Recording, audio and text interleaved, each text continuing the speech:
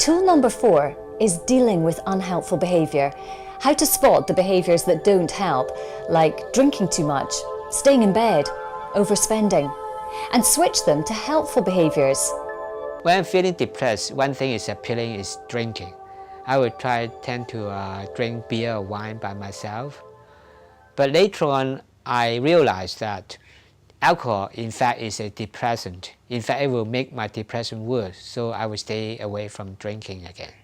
I've identified for me what's safe drinking and what's not. So for example, for a bottle of red wine, if I'm watching a film with the boys, having a couple of glasses of red wine, that's lovely. If I'm feeling really low and I head for a bottle of red wine, that's not good. But it's only experience that's taught me that. It's only life that's taught me that. Like unhelpful thinking, unhelpful behaviour is something we do that makes us feel worse. The trick is to spot it and change it.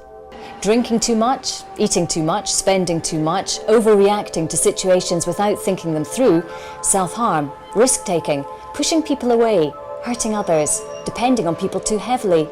These are all things we do because of how we feel that don't help how we feel.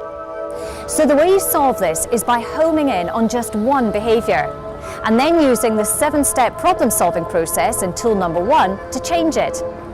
Then, if there's another behaviour you want to deal with, move on to that one in the same way. Let's take excessive drinking as an example.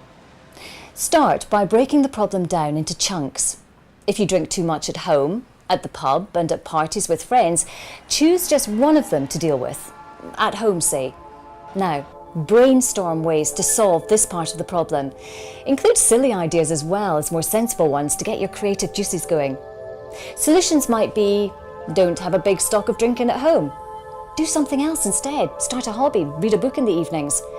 Buy some smaller wine glasses. You'd be surprised how well this one works. Tighten up your budgeting so that you can't afford to buy as much drink. Set yourself a limit and plan to have at least one day in the week when you don't have any alcohol at all. You'll love the way you feel the next morning. Write down the advantages and disadvantages of each of the options. Choose one and plan how and when you're going to do it. Now do it and check how it worked after a week or so.